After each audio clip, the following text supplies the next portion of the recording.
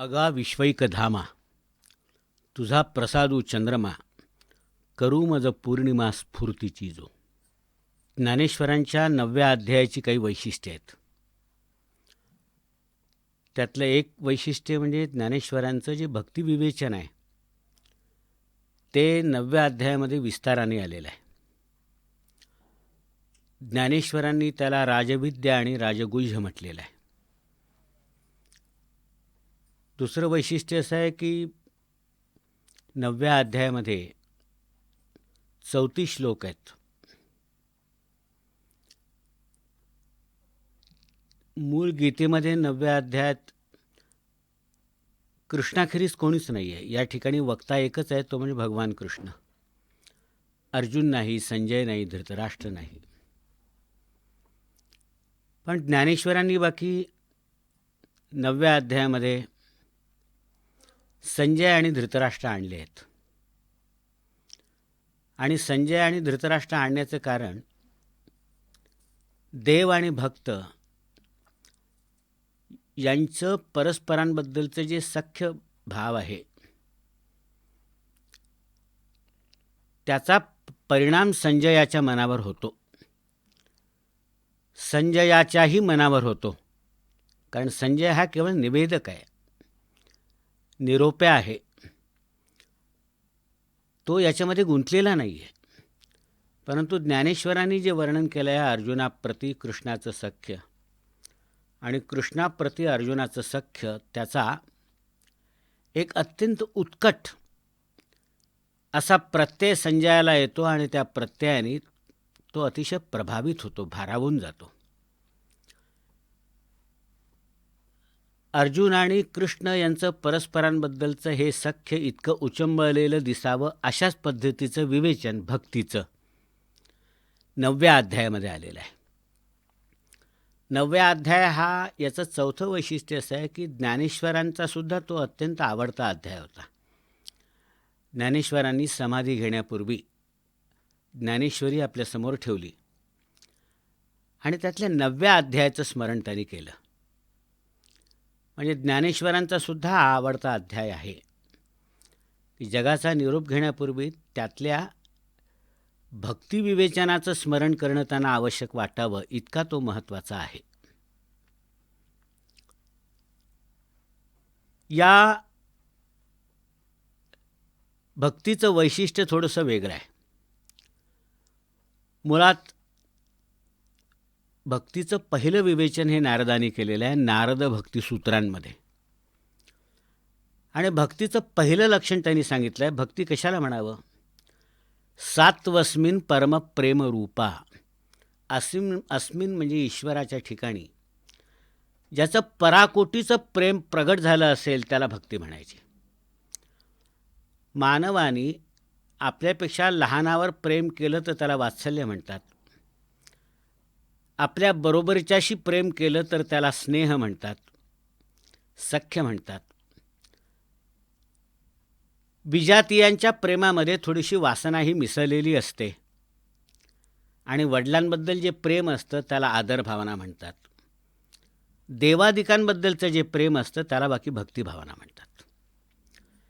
याचं कारण असं आहे की त्या प्रेमामध्ये कुठलाही स्वार्थाचा अंश असा मिसळलेला नसतो आणि पूर्णपणे निरपेक्ष भावनेने स्वतःला विसरून परमेश्वराप्रती माणूस जे प्रेम करतो त्याला भक्ती म्हणतात.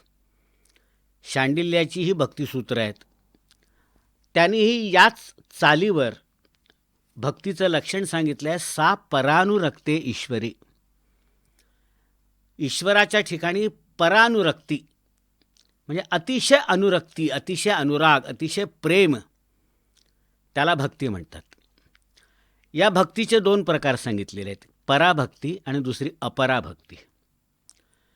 सामान्यपणे आपल्या परिचयाची असणारी जी भक्ती आहे, भक्तीचा जो प्रकार आहे तो अपराभक्तीचा प्रकार आहे. आणि नारदांनी अपराभक्ती ही साधनीभूत मानलेली आहे आणि त्याच्यामुळे ती गौणी मानलेली आहे. तर प्रमुख भक्ती कोणती असेल तर ती पराभक्ती.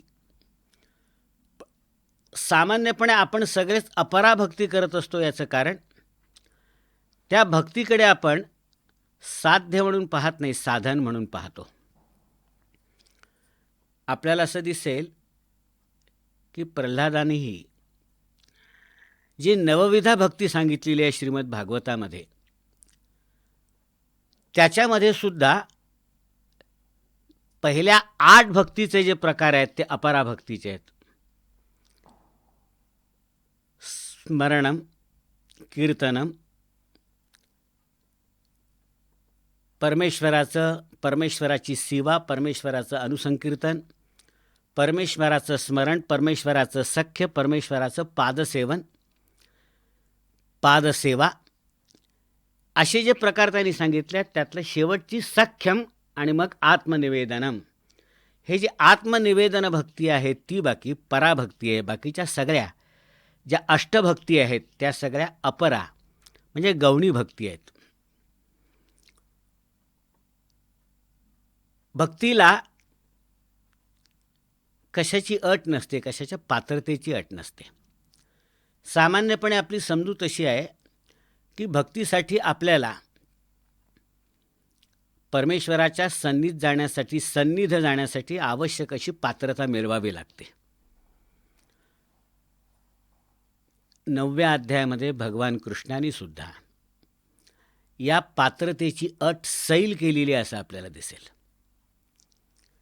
9व्या अध्यायाची सुरुवात ज्ञानेश्वरांनी श्रोत्यांच्या प्रशंसेने केलेली आहे आणि ती प्रशंसा इतकी वाढत जाते. त्यांनी श्रोत्यांना बाप म्हटलं आहे, आपल्याकडे मुलाची भूमिका घेतली आहे. श्रोत्यांना त्यांनी प्रभू तुम्ही महेशाची या मूर्ती असं म्हटलं आहे. तुम्ही परमेश्वर आहात साक्षात, मी तुमचा भक्त आहे. स्वतःकडे लीन भूमिका घेतलेली आहे. या लीन भूमिकेचंही कारण भक्तीची आणि भक्ताची लक्षणं आपल्या लक्षात यावीत हेच आहे. कुणाकोणाला परमेश्वराची भक्ती करता येते? ज्यांना ज्ञानमार्गाद्वारा परमेश्वराची प्राप्ती करण्याची सवलत नाही त्यांना परमेश्वराची भक्ती करता येते. कल्पना अशी होती की ज्ञानात मोक्ष जो मिळतो माणसाला तो ज्ञानमार्गाने मिळतो. ज्ञानादेव तू कैवल्यम असं म्हटलं होतं की जर कैवल्य म्हणजे मुक्ती आपल्याला पाहिजे असेल तर ती केवळ ज्ञानाद्वारेच मिळेल. आता हे ज्ञान कसं ते आपण नंतर पाहू. परंतु हे ज्ञान ज्या लोकांना मिळण्याची शक्यता नाही त्या लोकांनी परमेश्वराची प्राप्ती करूनच घेऊ नये काय? परमेश्वराची प्राप्ती किंवा ज्याला त्यांनी कैवल्य किंवा मोक्ष म्हटलेलं आहे ते माणसाला मिळालेल्या जीवनाचं सार्थक करण्यासाठी अत्यावश्यक असतं. जर आपल्याला परमेश्वराची प्राप्ती ज्ञानामुळे होऊ शकत नसेल कारण ज्ञानाचा आपल्याला अधिकार नाही तर मग परमेश्वराच्या प्राप्तीची आशा आपण सोडून द्यावी काय? परमेश्वराच्या प्राप्तीची आशा याचा अर्थ मोक्षाची आशा, कैवल्याची आशा, मुक्तीची आशा. दुसऱ्या शब्दात सांगायचं झालं तर आपण न मागता आपल्याला मिळालेल्या जन्माचं सार्थक करून घेण्याची आशा त्याला सोडून द्यावी लागेल काय? 9व्या अध्यायामध्ये भगवंतांनी सांगितलं आहे की नाही, अशाही लोकांना परमेश्वराची प्राप्ती करून घेण्याचा, स्वतःला परमगती प्राप्त करून घेण्याचा अधिकार आहे. तो कशाच्याद्वारे त्याला मिळवता येईल? म्हणून 9व्या अध्यायामध्ये परमेश्वरांनी भक्ती सांगितलेली आहे. तसं भक्तीचं विवेचन गीतेमध्ये बऱ्याच अध्यायांमध्ये, 4थ्या अध्यायामध्ये, 7व्या अध्यायामध्ये, 8व्या अध्यायामध्ये, 11व्या अध्यायामध्ये, 12व्या अध्यायामध्ये, 18व्या अध्यायामध्ये जी ज्ञानोत्तर भक्ती आहे, सगळ्यात मोठी भक्ती जी सांगितलेली आहे, पराभक्तीचं विवेचन हे 18व्या अध्यायात आलेलं आहे. परंतु प्रामुख्याने 9वा आणि 12वा हे 2 अध्याय असे आहेत की जे मुळी भक्ती विवेचनालाच वाहिलेले आहेत. त्यातलं पहिल्या प्रथम भक्तीची सवलत, भक्तीची पात्रता कोणाला आहे याचा विचार ज्ञानेश्वर करतात आणि सांगतात की त्याबद्दल कोणाच्याही मनामध्ये शंका असू नये. फक्त एकच गोष्ट करणं आवश्यक आहे ज्ञानेश्वरांच्या मते. माम हि पार्थ व्यपाश्रित्य येपी सुख पापयोनयः स्त्रियो वैश्यास्तथा शूद्रास्तेपि यान्ति परांगती. स्त्रिया, वैश्य, शूद्र या लोकांना वेदाधिकार नव्हता म्हणून ज्ञानाधिकार नव्हता आणि ज्ञानाधिकार नव्हता म्हणून मोक्षाधिकारही नव्हता. अशांसाठी भगवंतांनी ही औदार्यपूर्वक सवलत जाहीर केलेली आहे आणि त्याचा महत्तम लाभ ज्ञानेश्वरांनी उचललेला आहे असं आपल्याला दिसेल. अट काय आहे त्यांच्यासाठी? त्यांना मोक्षाचा अधिकार नसेल, म्हणजे मोक्षाचा अधिकार आहे, ज्ञानाचा अधिकार नसेल, वेदांचा अधिकार नसेल, पण तरीसुद्धा जन्माला आलेल्या प्रत्येकाला मोक्षाचा अधिकार आहेच. कोणत्या मार्गाने तो मिळवून घेता येईल? त्यांच्यासाठी त्यांनी सांगितलं की अट एकच लहानशी, त्याआधी अनन्य भावाने मला शरण यावं. नुसतं शरण यावं असं नाही, अनन्य भावाने शरण येऊन माझं भजन करावं, माझी भक्ती करावी.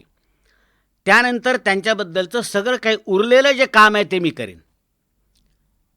त्या सगळ्यांना परमगती पावण्याचा अधिकार आहे अशी मुक्ततेची सनद भगवंतांनी जाहीर केली. त्याचा फायदा ज्ञानेश्वरांनी घेतला. आणि ज्ञानेश्वर म्हणाले की तुमचा जन्म कोणत्या वंशात, कोणत्या वर्णात, कोणत्या जातीत, कोणत्या वर्गात, कोणत्या लिंगात झाला हे फारसं महत्त्वाचं नाही. त्याला आपला इलाज नव्हता. तो जरी झाला असला तरीसुद्धा तुम्हाला प्रत्येकाला जी शेवटची गती आहे, जी कल्याणाची गती आहे, ती मिळवण्यापासून तुम्हाला वंचित राहता येणार नाही. तुम्हाला परमगती प्राप्त करून घेता येईल. आपल्या जीवनाची सार्थकता तुम्हाला साधता येईल. कशाच्याद्वारे? परमेश्वराला अनन्य भावाने शरण जायचं, बाकी काही करायचं नाही, परमेश्वराची भक्ती करायची, संपलं. याचा लाभ असा झाला, भगवद्गीतेच्या या आश्वासनाचा ज्ञानेश्वरांनी जो सविस्तर आणि दृष्टांतांचा पाऊस पडून अनुवाद केला, त्याचा लाभ असा झाला की आपल्या जन्माबद्दलचे जे न्यूनगंड होते लोकांच्या मनामध्ये ते सगळे झडझडून झटकले गेलेत. एक प्रकारचा आत्मविश्वास आपल्या जीवनाबद्दलचा, जगण्याबद्दलचा, आपल्या जीवनामध्ये सुधारणा करून आणण्याबद्दलचा, आपला उद्धार करून घेण्याबद्दलचा एक प्रकारचा आत्मविश्वास त्या सर्व वर्गांमध्ये उत्पन्न झाला. प्रश्न तुम्ही कुठे जन्माला येता याचा नाही आहे. प्रश्न तुम्ही कोणत्या जातीत जन्माला आलात याचा नाही. प्रश्न तुमच्या भक्तीची उत्कटता किती आहे त्याचा आहे. तो कोणत्याही जातीत तुम्ही जन्माला या. या जाती वगैरे कुठपर्यंत लक्षात राहतात? जोपर्यंत तुम्ही भक्ती मार्गाला लागत नाही तोपर्यंत. या जाती वगैरे ही सगळी बंधनं, ह्या सगळ्या उपाधी कुठपर्यंत लक्षात ठेवल्या जातात? जोपर्यंत तुम्ही परमेश्वराच्या सन्निध पोचत नाही तोपर्यंत. परमेश्वराच्या सन्निध भक्तीच्या वशिल्याने तुम्ही एकदा जाऊन पोचलात की मग तुमची एकच जात, परमेश्वराचा भक्त. आणि मग त्या एकाच नात्याने, त्या एकाच उपाधीने तुम्ही सर्वत्र ओळखले जाता. कोण आहे? परमेश्वराचा भक्त आहे. मग ती जनाबाई असो, मग ती मुक्ताबाई असो, मग तो चोखामेला असो, मग तो गोरा कुंभार असो, नरहरी सोनार असो, सेना न्हावी असो, राका कुंभार असो, चोखामेला असो, कान्होपात्रा असो, कोण आहे ते महत्त्वाचं नाही. त्या सगळ्यांची जात एकच, ज्ञानेश्वरींच्या लेखी भक्त. सगळे एका कुलातले, सगळे एका जातीतले आणि त्यामुळे सगळे समान. ज्ञानेश्वरीच्या तत्त्वज्ञानावर आधारलेल्या पंथाची जी निर्मिती झाली, त्या पंथाचं हे महत्त्वाचं तत्त्व आहे की कोणी लहान नाही, मोठा नाही, कोणी नीच नाही, उच्च नाही, सगळे परमेश्वराचा भक्त या नात्याने समान आहेत. आणि त्यामुळे दोन वारकरी लोक परस्परांना भेटलेत की एकमेकांच्या पायावर डोकं ठेवतात. जो वर्णाने मोठा आहे, जो शिक्षणाने मोठा आहे, जो ज्ञानाने मोठा आहे, तोही एखाद्या अशिक्षित वारकऱ्याच्या पायावर डोकं ठेवतो. कारण त्या दोघांची जात एक, त्या दोघांचा वर्ग एक, ते म्हणजे पांडुरंगाचे भक्त, परमेश्वराचे भक्त. त्याचा परिणाम महाराष्ट्रामध्ये फार मोठी मानसिक क्रांती होण्यात झाला, ही गोष्ट खरी आहे. आणि त्यामुळे प्रत्येक वर्गातून, प्रत्येक समाजाच्या स्तरांमधून असे संत उत्पन्न झालेत की ज्यांनी स्वतःच्या आत्मविश्वासावर स्वतःचं असं एक वेगळं स्थान निर्माण केलं. सगळ्या वर्गांमध्ये ते संत उत्पन्न झालेत. ज्ञानेश्वरांनी म्हटलंच होतं, जैसे वाहल ओहल. 12व्या अध्यायामध्ये आपल्याला ते विशेषतः पाहायला मिळेल. वाहल ओहल, ओहल असतो किंवा वहाल असतात. नदीला मिळाले की ते नदी होतात, नदी समुद्राला मिळाली की ती समुद्र होते. त्यांची पूर्वीची जी ओळख असते, पूर्वीचे जे स्वरूप असतं ते पूर्णपणे बदलून जातं. ते कोणी लक्षात ठेवत नाही. एकदा समुद्राला मिळालेल्या नदीची ओळख किंवा आठवण कोणी लक्षात ठेवत नाही. तिची पूर्णपणे नवीन ओळख म्हणजे ती आता समुद्र आहे आणि समुद्र या नावानेच ती सर्वत्र ज्ञात होईल. खैर असो, चंदन असो, कशाचंही काष्ठ असो, ते खैराच्या नावाने, चंदनाच्या नावाने, कडुनिंबाच्या नावाने केव्हा ओळखलं जाईल? जोपर्यंत त्याला अग्नीचा स्पर्श होत नाही तोपर्यंत. एकदा अग्नीचा स्पर्श झाला की तो सगळा अग्नीच. तो पूर्वीच्या नावाने ओळखला जात नाही, पूर्वीच्या वर्गवारीनुसार तो ओळखला जात नाही, तो फक्त अग्नीच. ज्ञानेश्वरांनी या श्लोकाचा अन्वयार्थ उलगडून दाखवण्याकरता अनेक दृष्टांत दिलेत आणि अनेक दृष्टांत दिल्यामुळे आपोआप सगळ्यांना परमेश्वराचं जे विवेचन आहे, परमेश्वराचं जे मनोगत आहे ते समजायला अत्यंत सुविधा झाली.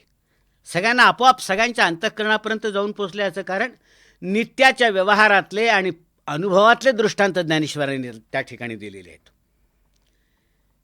त्यामध्ये अजून एक नाव आहे, ये पी स्युः पापयोनयः.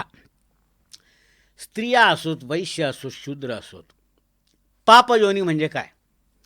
पापयोनी याचा अर्थ ज्यांचा पापातून जन्म झालेला आहे असे. आणि पापातून जन्म झालेला असे म्हणजे जे असं कृत्य की जे धर्माला मान्य नाही, धर्माला अमान्य असणारा, धर्माला विरोधी असणाऱ्या अशा कृत्यातून ज्यांचे निरुपायाने जन्म झालेत, त्या लोकांना आपला उद्धार करून घेण्याची सोय आहे असं ज्ञानेश्वरांनी गीतेच्या आधाराने आग्रहपूर्वक का सांगितलं असेल?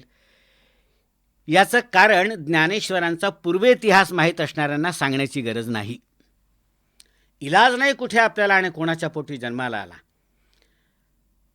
अपराध नाही आपला, पण त्यामुळे केवळ जन्मदोषापोटी आपल्याला जर आपलं कल्याण करून घेण्याच्या बाबतीत अडचण येत असेल तर तो परमेश्वराने आपल्यावर केलेला अन्याय आहे. मी आपल्याला सांगितलं, जन्म आम्ही मागितला नव्हता, तू दिलास आम्हाला. कुठे जन्म द्यायचा ते तू ठरवलंस आणि तिथे जन्म मिळाल्यामुळं त्याची अद्दल आम्हाला का? म्हणून त्यातून सुटकेचा मार्ग परमेश्वराने दाखवला. तो ज्ञानेश्वरांना इतका भावला. याचं कारण एका होरपळलेल्या मनाची ती प्रतीती आहे, एका होरपळलेल्या मनाचं ते ज्ञान आहे आणि त्याच्यामुळे त्यांना ते अतिशय आवडलं. ज्ञानेश्वरांनी उदाहरण घेतलं पापयोनीचं, दुसरं कुठलंही घेतलं नाही तुमच्या माझ्या मनामध्ये येणारं. ज्ञानेश्वरांनी उदाहरण घेतलं प्रल्हादाचं. प्रल्हादाचा बाप होता हिरण्यकश्यपू. या हिरण्यकश्यपूने आयुष्यभर परमेश्वराचा द्वेष केला, दुस्वास केला, वैर केलं. पण अशाच्याही पोटी जन्माला येऊन प्रल्हादाने परमेश्वराची भक्ती केली आणि त्या भक्तीपोटी ज्ञानेश्वरीमधला परमेश्वर म्हणायला लागला की अरे मला नृसिंहत्व पत्करावं लागलं. जो नर नाही, जो पशु नाही, असं एक नवीन रूप मला प्रगट करावं लागलं आणि त्या रूपाच्या साह्याने माझ्या भक्ताचं संरक्षण मला करता आलं. नुसत्या भक्ताचं संरक्षण केलं नाही, त्या भक्ताचा त्याने उद्धार केला नाही. त्या भक्ताच्या विनंतीवरून त्याच्या पापी असणाऱ्या बापाचा सुद्धा उद्धार केला. पापयोनी म्हणून ज्ञानेश्वरांनी जे उदाहरण घेतलं त्या उदाहरणाच्या आशयाच्या अशा सीमा आहेत, कुठपर्यंत जाऊन त्या भिडतात ते आपल्या लक्षात येईल.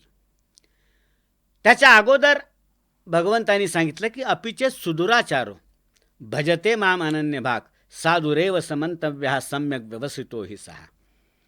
परमेश्वराने सांगितलं की अरे एखादा माणूस दुराचारी असला, जन्म तुमच्या ताब्यात नाही पण आचार तर तुमच्या ताब्यात आहे ना, तो तुम्हाला ठरवता येतो, तुम्हाला करता येतो. आणि चांगला मनुष्यासारखा जन्म आपल्याला मिळाला, इतर योनींपैकी एक श्रेष्ठ योनीमध्ये आपल्याला जन्म मिळाला. त्या जन्माचं सार्थक करू शकणारं आचरण करण्याऐवजी तू जर दुराचरण करत राहिलास आणि मनुष्यासारखा मनुष्य असून केवळ आपल्या दुराचरणामुळे तू जर पशुच्या कोटीला जाऊन स्वतःच्या पावलाने जाऊन पोचला तर त्याला दुसरा काय करू शकणार आहे? भगवंतांनी त्याला असं सांगितलं आणि ज्ञानेश्वरांनी त्याचा अनुवाद केला. भगवंतांनी सांगितलं की ठीक आहे, तुझ्या हातून दुराचरण झालं आहे ना, जन्मभर तो दुराचरण होणार नाही. झालेल्या दुराचरणाची तुला स्वतःला कल्पना आली, झालेल्या दुराचरणाचं तुला स्वतःला भान आलं आणि झालेल्या दुराचरणाचा तुला स्वतःला पश्चात्ताप झाला. मला तेवढं पुरे आहे. पश्चात्ताप झाला याचा अर्थ की ज्यासाठी मला हा पश्चात्ताप होतोय तसं दुराचरण इतप्पर माझ्या हातून घडणार नाही, असं एक आश्वासन तुझ्याकडून मिळतं आहे. आणि असा जर पश्चात्ताप झाला असेल तर त्या पश्चात्तापाच्या गंगाजलामुळे तुझं मन आपोआप धुतलं गेलं, आणि ते धुतलं गेलं त्याच्यामुळे ते आता शुद्ध झालं. शुद्ध झालं याचा अर्थ ते पवित्र झालं. पवित्र झालं याचा अर्थ आता परमेश्वराची भक्ती करण्यासाठी ते आता मोकळं झालं. माणसाच्या हातून एखादा अपराध घडला, जन्मभर तो घडत नाही, कारण त्या अपराधाची टोचणी त्याला लागून राहते परमेश्वराने दिलेल्या सदसद विवेक बुद्धीमुळे. ती टोचणी लागून राहिली की समजायचं की आपल्याला तो अपराध किंवा तसा अपराध इतप्पर आपल्या हातून घडणार नाही, याची तो दक्षता घेईल. तुम्हाला हे माहीत आहे की असा अपराध, घनघोर अपराध घडलेल्या लोकांनी सुद्धा पश्चात्ताप पावल्यानंतर आणि त्या अपराधाची शिक्षा भोगून आल्यानंतर आपल्या जीवनाला कलाटणी दिलेली आहे. आपल्या जीवनाला कलाटणी दिलेली आहे, आणि ती कलाटणी त्याचा संपूर्ण कालाकुट्ट असा भूतकाळ तुम्हाला विसरायला भाग पाडते. असे मोठमोठे साधू झालेत की जे आपल्या पूर्ववयामध्ये ज्यांनी पातकं केली होती आणि एकदा साधुत्वाला ते पोचलेत की त्याची आठवण जरी त्यांनी काढली तरी भक्तांच्याही कपाळावर तिरस्काराची आठी उमटत नाही, कौतुकाचा विषय बनतो तो. केवढं मोठं काम आहे.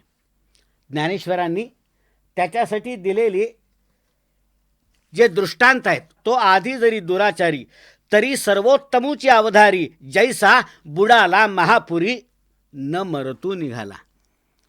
एखादा समजा महापुरामध्ये सापडला आणि गटांगळ्या चालत वाहत गेला आणि आता तो जगण्याची शक्यता नाही, त्याच्या नाकातोंडात पाणी जाऊ लागलं.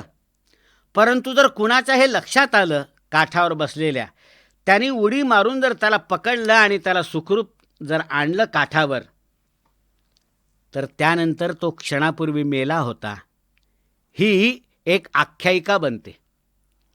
तो आता जिवंत आहे ही वस्तुस्थिती शिल्लक उरते. तो खरोखरच मेला होता, त्यांनी स्वतःच्या आयुष्याची सुद्धा आशा पूर्णपणे सोडून दिली होती, पण आता तो जिवंत आहे ना.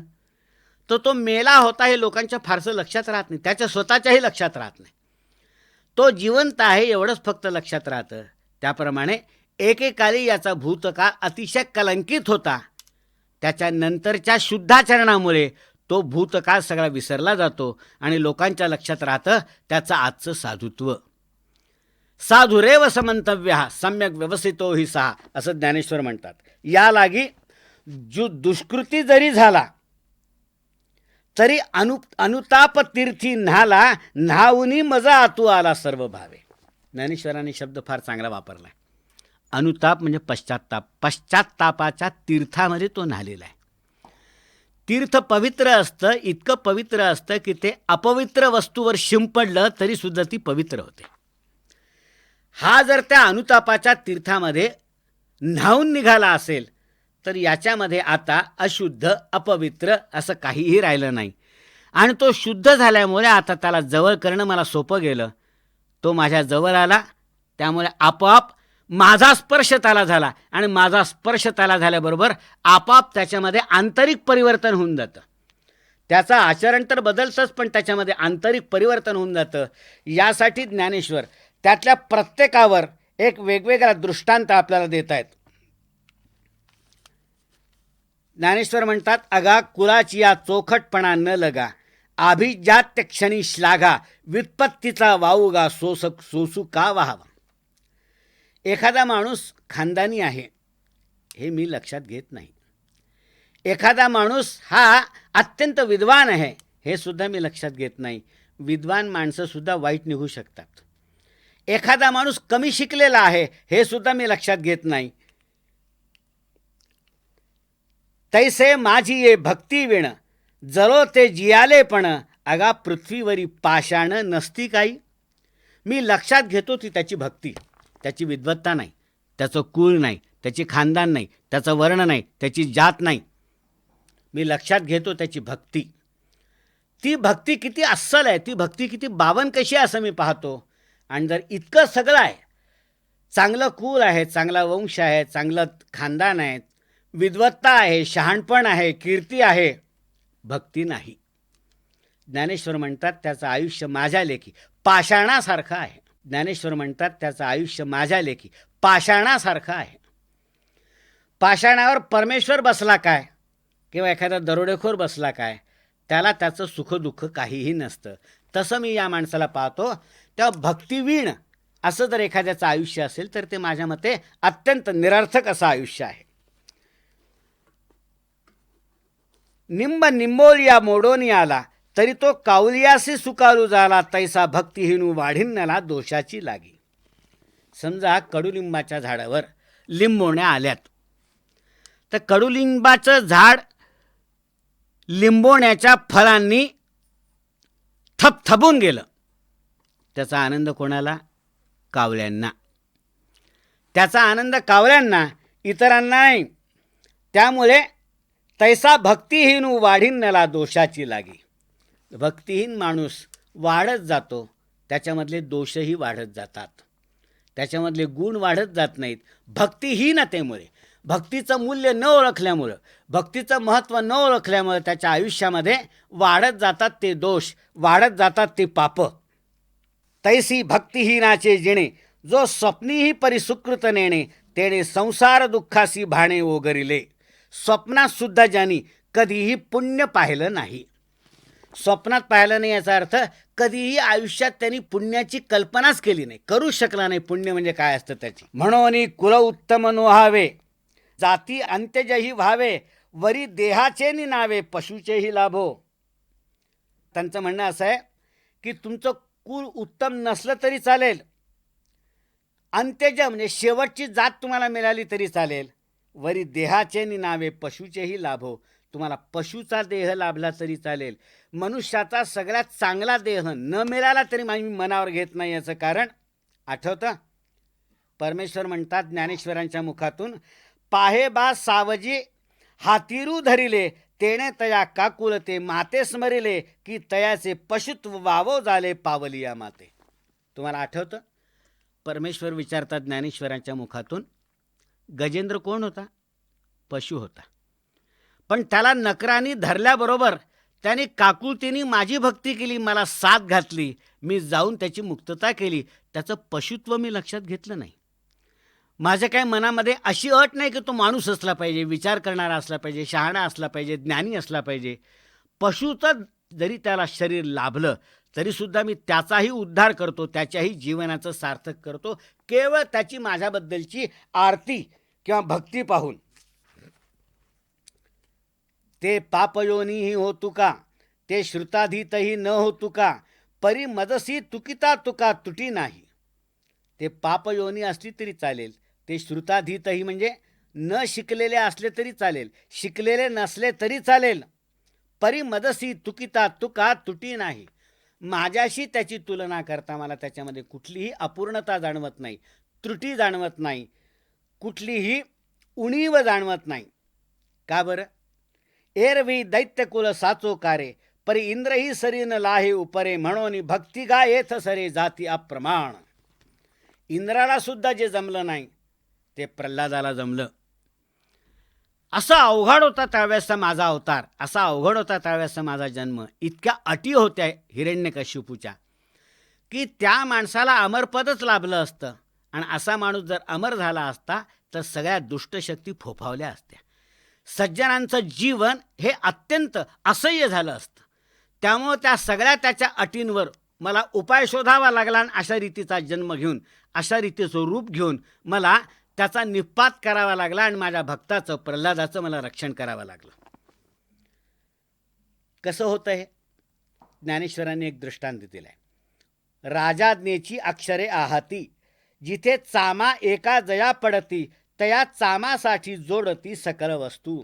एखाद्या चामड्याच्या तुकड्यावर जर राजाज्ञेची अक्षर उमटली असतील, त्यावेळेला चामड्याच्या तुकड्याची सुद्धा नाणी असली पाहिजेत.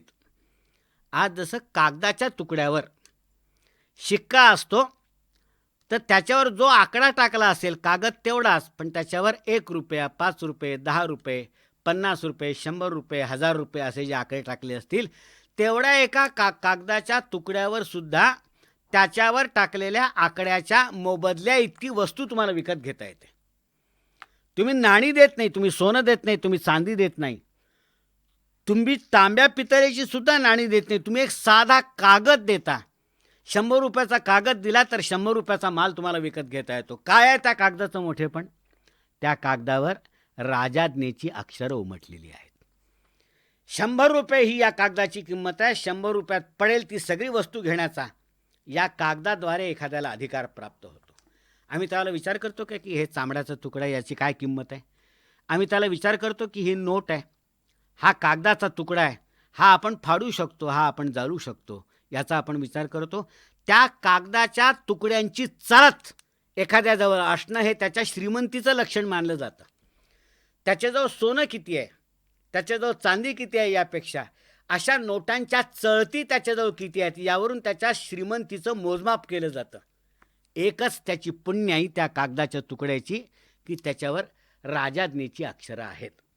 त्याप्रमाणे कोणी असो, कोणत्याही रूपातला असो, पशु असो, पक्षी असो, माणूस असो, राक्षस असो, त्याच्यावर प्रभूच्या भक्तीची किंमत ही टाकलेली असते. मी फक्त तेवढंच पाहतो, बाकी काही पाहत नाही.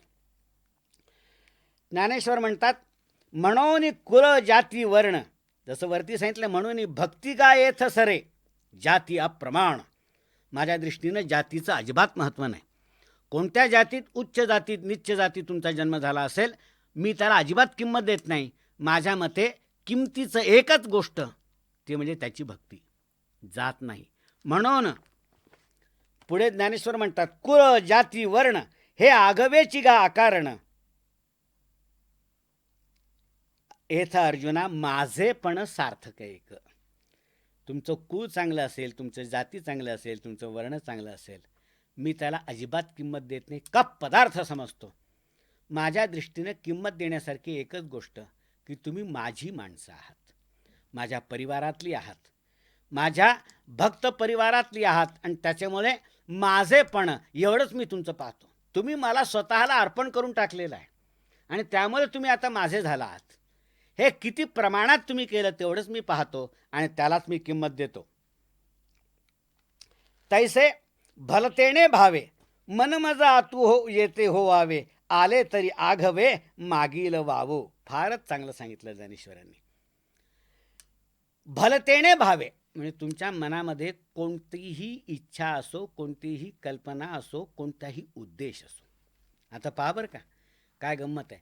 तुमचा भाव कसाही असला आणि त्या वेगळ्या उद्देशाने, कदाचित वाईट उद्देशाने तुम्ही जर माझं नाव घेतलं असेल, वाईट उद्देशाने काय होईना पण माझा तुमच्या अंतःकरणामध्ये प्रवेश झाला असेल, तुमचा उद्देश मी पाहणार नाही, तुम्ही तुमच्या अंतःकरणामध्ये वाईट उद्देशाने मला जागा दिली आहे एवढंच मी पाहीन आणि आपोआप तुमचा उद्धार करीन. जैसे तवची वाहाल ओहल जवन पवती गंगा जल, मग होऊनी ठाकती केवळ गंगा रूप. सगळे वहाल आणि ओहल गंगेला जाऊन मिळाले की त्यांची फक्त गंगाच होते. का खैर चंदन काष्ठे हे विवंचना तवची घटे, जवन घापती एक वाटे अग्नी माझी. एकदा तुम्हाला अग्नीमध्ये गेलेत की ती सगळे अग्नीच होतात, लाकडं राहत नाहीत, लाकडांमधले प्रकार राहत नाहीत, जाती राहत नाहीत. तैसे क्षत्री वैश्य स्त्रिया का शूद्र अंत्यजादी इया, जाती तवची वेगळा लिया जवन पवती माते. जातीबद्दलची तुमची ओळख कुठपर्यंत टिकते? जोपर्यंत तुम्ही मला येऊन मिळत नाही तोपर्यंत. जोपर्यंत तुम्ही मला येऊन मिळत नाही तोपर्यंत तुमची त्या जातीची म्हणून उपाधी शिल्लक राहते, ओळख शिल्लक राहते. एकदा तुम्ही मला येऊन मिळालात की मग ती सगळी ओळख विसरली जाते, ती सगळी ओळख रद्द होऊन जाते. मग जाती व्यक्ती पडे बंदुले, जेव्हा भावे होती मज मिळले, तैसे लवणकण घातले सागरा माझी. समुद्रामध्ये तुम्ही जर मिठाचे कण घातलेत तर त्या मिठाच्या कणांचं अस्तित्व वेगळं तुम्हाला जाणवतं का? जाणवतं ते चवीवरून. मिठाचे कण त्यातून पुन्हा आपल्याला वेगळे काढता येत नाहीत, वेचता येत नाहीत, ते पूर्णपणे एकरूप झालेत. तसे माझ्याशी कोणत्याही उद्देशाने एकदा तुम्ही एकरूप झालात की बाकीचं काहीही पाहावं लागत नाही. हेही कवणे एके मिसे, चित्त माझे ठाई प्रवेशे, ये तुले हो मग आ पैसे मीची होणे. काय गंमत आहे पा. तुमचं चित्त माझ्या ठाई प्रविष्ट झालं पाहिजे. तुमचं चित्त माझ्या ठिकाणी लागलं पाहिजे. तुमच्या चित्ताला माझा स्पर्श झाला पाहिजे. चित्ताला म्हटलं बरं का, शरीराला म्हटलेलं नाही आहे. चित्त हे अमूर्त असतं, चित्त हे अदृश्य असतं. त्या अदृश्य आणि अमूर्त चित्ताने परमेश्वराचा जप केला, परमेश्वराचा ध्यास घेतला, एवढं मला पुरेसं आहे. ते एकदा झालं की ते म्हणतात मीच होणे असे. तुम्ही एकदा अंतःकरणामध्ये माझा विचार करायला सुरुवात केली की तुम्ही आणि मी याच्यामध्ये अंतर राहत नाही. कशावरून? मी केली काय किंवा तुम्ही केली काय. ज्ञानेश्वरांनी दृष्टांत दिलाय. अगा वरी फोडावया लागी, लोहो मिळो का परिसाचे अंगी, काजे मिळतीये प्रसंगी सोनेची होईल. ज्ञानेश्वर म्हणतात की परीस लोहाचा स्पर्श करायला आलेला नाही आहे. परिसाचे तुकडे करण्याकरता लोखंडाची कुऱ्हाड जर त्याच्यावर मारली, उद्देश चांगला नव्हता, उद्देश दुष्ट होता. आपल्या जीवनाचं सार्थक करून घ्यावं हा उद्देश नव्हता, याला लेकाला नष्ट करावं हा उद्देश होता. इतका दुष्ट हेतू धारण करणाऱ्या माणसालाही त्या हेतूनं का होईना पण जर परिसाचा स्पर्श झाला तर स्पर्श होता क्षणी दुष्ट हेतूने आलेल्या लोखंडाचं सुद्धा सोनं होऊन जातं. हे का सांगितलं ज्ञानेश्वरांनी? पुढे आलेलं आहे आणि अजून त्याचा त्यांनी विस्तार केला आहे. पाहे पा वाल भाचेनी व्याजे, तिया व्रजांगणांची निजे, मज मीनलिया काय माझे स्वरूप नव्हती. गोकुळातल्या ज्या गोपी होत्या त्यांनी त्यांच्या अंतःकरणामध्ये मला स्थान दिलं. कोणत्या भावनेने त्या माझ्याकडे पाहत होत्या? वाल भाचेनी व्याजे, व्याजे म्हणजे निमित्ताने. वालभ म्हणजे वल्लभत्वाची भावना. आपला आवडता पुरुष म्हणून गोकुळातल्या गोपी माझ्याकडे पाहत होत्या, आपल्या प्रियतम म्हणून पाहत होत्या. त्या सगळ्यांची लग्न झालेली होती, त्या सगळ्यांचे पती हयात होते, त्यांना मुलंबाळं होती, त्या संसारी स्त्रिया होत्या. असं असून सुद्धा त्यांनी माझ्या अंतःकरणामध्ये माझा ध्यास घेतला, माझ्या प्राप्तीचा ध्यास घेतला. परिणाम असा झाला की समजा त्यांचा हेतू हा लौकिकदृष्ट्या पापी असेल, लग्न झालेल्या स्त्रीने अन्य पुरुषाचा विचार करणं हे एक पातक आहे. समजा त्यांचा हेतू पातकी सुद्धा असेल, परंतु माझा स्पर्श हा इतका प्रभावी आणि अद्भुत आहे की पापाच्या नजरेने का होईना पण त्यांनी माझ्याकडे पाहिलं असेल आणि मिलनाच्या उद्देशाने का होईना पण त्यांनी माझा विचार केला असेल. पण एकदा विचाराच्या, कल्पनेच्या, भावनेच्या निमित्ताने त्यांच्या मनाला माझा स्पर्श झाला की आपोआप माझ्या ब्रीदाप्रमाणे त्यांच्या मनाचं परिवर्तन होऊन जातं. आणि वल्लभत्वाच्या भावनेने माझ्याकडे पाहणाऱ्या स्त्रिया ईश्वराच्या भावनेने पाहणाऱ्या भक्त बनतात. इतकं त्यांच्यामध्ये परिवर्तन होऊन जातं. ना तरी भयाचे निमिसे, मातेन पविजेती काय कंसे, की अखंड वैरविषय चैद्यादेखी. कंसाने माझा विचार नाही केला, सतत त्याला माझा ध्यास होता. जली स्थळी काष्ठी पाषाणी त्याला कृष्ण दिसत होता, कारण कृष्णाच्या हातून आपला अंत होणार हे त्याला कळलं होतं. भीतीने का होईना पण कंस माझा विचार करीत होता, द्वेषाने का होईना पण शिशुपाल माझा विचार करीत होता. द्वेषाने असो की भीतीने असो, वैरत्वाच्या भावनेने असो की सख्यत्वाच्या भावनेने असो, एकदा माझा मनामध्ये प्रवेश झाला की आपोआप तुमचं पुण्य वाढतं, पाप कमी होतं आणि आपोआप तुमचा उद्धार करण्याची जबाबदारी मला पत्करावी लागते. तैसाची गोपिकासी कामे, तया कंसा भयसंभ्रमे, येरा घातका मनोधर्मे शिशुपालादिका, आगामी एकुलाणीची खागे, मज येवोपा भरतेनी मार्गे, भक्ती का विषय विरागे अथवा वैरे, म्हणून पार्था पाही प्रवेशावया माझ्या ठाई, उपायांची नाही वाणी येथ, आणि भलतिया जाती जन्मावे, मग भजीजे का विरोधावे, परिभक्त का वैरिया व्हावे माझी याची. तुम्ही कोणत्याही जाती जन्माला या, माझी भक्ती करा की माझं वैर करा, तुमचा सगळ्यांचा उद्धार करण्याची जबाबदारी मी पत्करीत असतो. वैराच्या दृष्टीने, द्वेषाच्या दृष्टीने, दुस्वासाच्या दृष्टीने तुम्ही माझ्याकडे पाहत असलात तरी माझ्याकडे पाहता हे मला पुरेसं असतं आणि आपोआप तुमचा उद्धार करण्याची जबाबदारी मी पत्करत असतो, मला पत्करावी लागते. या लागी पापयोनीही अर्जुना का वैश्य शूद्र अंगना माते भजता सदना माझिया येती. ते म्हणतात पापी असेल, पापयोनी असेल, अंगना असतील, स्त्रिया असतील, पण जर त्या माझा विचार करत असतील, माझा ध्यास घेत असतील, माझी भक्ती करत असतील, पापभावनेने का होईना पण माझा ध्यास घेत असतील, तरीसुद्धा माझा स्पर्श त्यांच्या अंतःकरणाला झाला तरी आपोआप त्यांचं जीवन शुद्ध झाल्याखेरीज राहत नाही, त्यांच्या जीवनाला परमगती मिळाल्याशिवाय राहत नाही. ज्ञानेश्वरांचा हा जो खुलासा आहे तो खुलासा दोन दृष्टीने आपल्याला अत्यंत महत्त्वाचा आहे. तो महत्त्वाचा या दृष्टीने आहे की सामान्यपणे श्रीमद भागवतामध्ये सुद्धा दशमस्कंधामध्ये आणि त्याचा अनुवाद करून सगळ्या भारतीय पुराणकारांनी आणि कवींनी कृष्ण आणि गोपी यांच्या संबंधाचं जे गारुड रचलेलं आहे त्यामुळे कृष्णाच्या चारित्र्याबद्दल संशय घ्यायला बुद्धिवादी माणसाला जागा राहते. आपण हे लक्षात घेत नाही, म्हणजे दोन त्याचे खुलासे करता येणे शक्य. आपण हे लक्षात घेत नाही की गोकुलामध्ये असताना कृष्णाचं वय काय असेल. कृष्णाचं वय लहान होतं.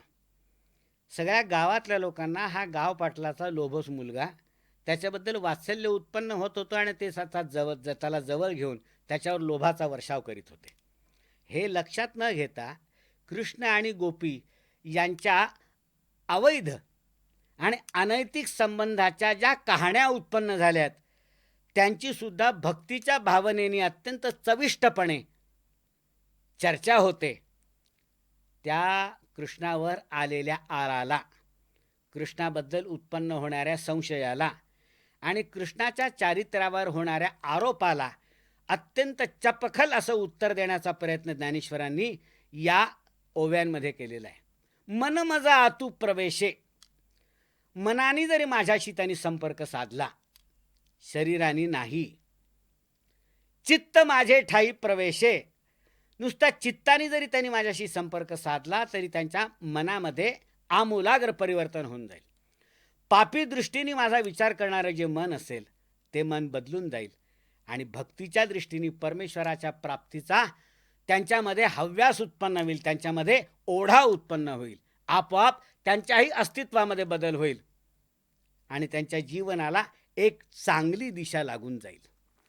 ज्ञानेश्वरांनी हे जे स्पष्टीकरण दिलेलं आहे गीतेमध्ये नाही, त्या गीतेच्या ओळींच्या अनुषंगाने ज्ञानेश्वरांनी हा सगळा विवेचनाचा पसारा मांडला आहे. त्या पसाऱ्यामुळे परमेश्वर हा युगायुगापासूनच्या आक्षेपांमधून उत्तीर्ण झाला. आपण नेहमी असं म्हणतो की भक्त संकटात सापडला असताना परमेश्वर त्याच्या मदतीला धावून जातो. हे एक उदाहरण असं आहे 9व्या अध्यायाचं की परमेश्वर संकटात सापडला आहे आणि त्याच्या सगळ्या आक्षेपातून मुक्तता करण्यासाठी भक्त पुढे सरसावलेला आहे. त्याचं नाव ज्ञानेश्वर. 9व्या अध्यायामध्ये असा एक नवा दृष्टिकोन भक्तीबद्दलचा ज्ञानेश्वरांनी मांडलेला आहे. भक्ती हे सर्वांना लागू पडणारं तत्व. मनुष्याने उत्पन्न केलेल्या स्वतःच्या स्वार्थाकरता ज्या भेदाभेदाच्या भिंती आहेत त्या जमीनदोस्त करून सर्व मानवजात नव्हे सर्व प्राणीजात परमेश्वरांना सारखीच जवळची आहे असं एक सत्य ज्ञानेश्वरांनी यातून उघडकीला आणलं. आणि त्यामुळे माणसाच्या मनामध्ये जो एक आत्महीनतेचा भाव होता आणि त्याच्यामुळे तो स्वतः सारखा कुरतडत होता की काय आपल्या आयुष्यामध्ये अर्थ आहे, आणि असं म्हणून स्वतःलाच परमेश्वरांनी अर्पण केलेल्या ज्या सुप्त शक्ती होत्या त्या सुप्त शक्तीचा उपयोग करणं टाळीत होता. त्याच्यामुळे त्यांनी स्वतःच्याच हाताने स्वतःच्या उद्धाराचा मार्ग त्यांनी कुंठित करून टाकला होता. ज्ञानेश्वरांनी 9व्या अध्यायामध्ये त्याचे डोळे उघडलेत. कोणीही परमेश्वराच्या दरबारामध्ये कमी नाही, जास्ती नाही, लहान नाही, मोठा नाही, उच्च नाही, नीच नाही, पापी नाही, पुण्यवान नाही.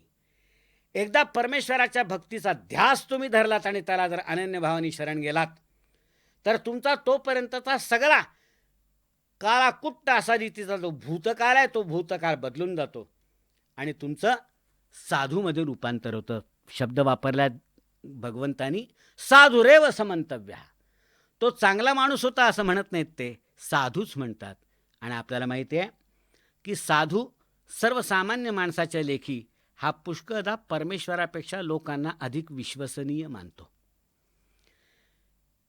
कबीर महाराज म्हणाले होते की परमेश्वर हा तर उधारीचा मामला आहे, साधू हा नगदीचा व्यवहार आहे.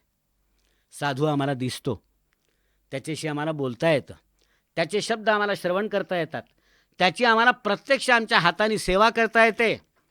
हा नगदीचा असा चांगला व्यवहार सोडून न पाहिलेल्या परमेश्वराच्या भक्ती करण्याची काय गरज आहे. याचा अर्थ भक्ताला परमेश्वरापेक्षा आपण जास्ती जवळचा मानतो, हक्काचा मानतो. आणि आपल्याला माहीत असेल, आषाढी आणि कार्तिकीला पंढरपूरला जाणाऱ्या ज्या दिंड्या असतात त्या सगळ्या दिंड्या पांडुरंगाच्या दर्शनाला जात असतात, पण वाटेनी अखंड जयघोष करत असतात, तो ज्ञानबाचा आणि तुकारामाचा.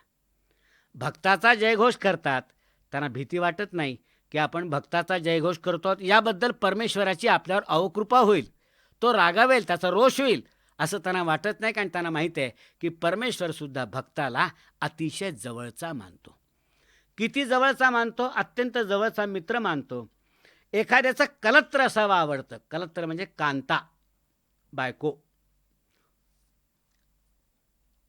तसे संबंध. वल्लभ आणि कांता असे दोन शब्द वापरले ज्ञानेश्वरीने. वल्लभ म्हणजे केवळ नवरा नाही, आवडता नवरा. आणि कांता म्हणजे केवळ बायको नाही, सौंदर्यामुळे आवडणारी बायको. तेव्हा परस्परांवर लुब्ध झालेले, परस्परांवर प्रेम करणारे जे पती पत्नी असतात, परस्परांशी एकरूप झालेले आणि त्या एकरूपतेतून नव्या सृष्टीला जन्माला घालणारे इतके जवळचे जे पती पत्नी असतात, त्यापेक्षाही जास्ती जवळचे भक्त आणि भगवंत असतात. अशी कबुली परमेश्वराच्या तोंडून ज्ञानेश्वरांनी वदवून घेतलेली आहे. या भक्तीची ज्ञानेश्वरांना किती प्रौढी वाटते. ज्ञानेश्वर 9व्या अध्यायातच म्हणतात, ते या भक्तीची येतुली प्राप्ती की जे कैवल्याते परवते सर म्हणते. परमेश्वराची भक्ती कशाला करायची, तपश्चर्या कशाला करायची, आराधना कशाला करायची, उपासना कशाला करायची, पूजा कशाला करायची? त्यांनी आपल्याला मोक्ष द्यावा म्हणून.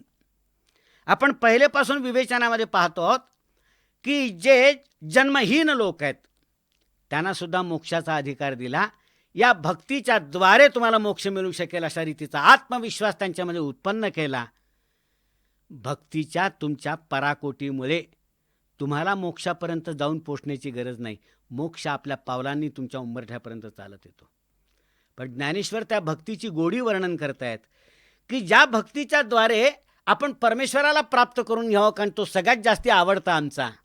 भक्ती हे साधन, गवणी भक्ती, अपराभक्ती हे साधन. पण ज्ञानेश्वर म्हणतात त्या साधनाबद्दलच इतकी गोडी उत्पन्न होते की आम्ही त्या उंबरठ्यावर आलेल्या मोक्षाला सुद्धा आपल्या घरातून हाकलून देतो की जा म्हणतो, तुझी गरज नाही, मला भक्तीची गोडी चाखू दे. न लगे मुक्ती धन संपदा संत संग देई सदा. इतकी त्याची गोडी असते त्या भक्तीची माणसाच्या मनामध्ये. त्या भक्तीचं फळ तर ज्ञानेश्वर सांगतातच, पण त्या भक्तीचं स्वतःचं जे पुण्य आहे आणि महत्त्व आहे तेही त्यांनी 9व्या अध्यायामध्ये विस्तारून दाखवलेलं आहे.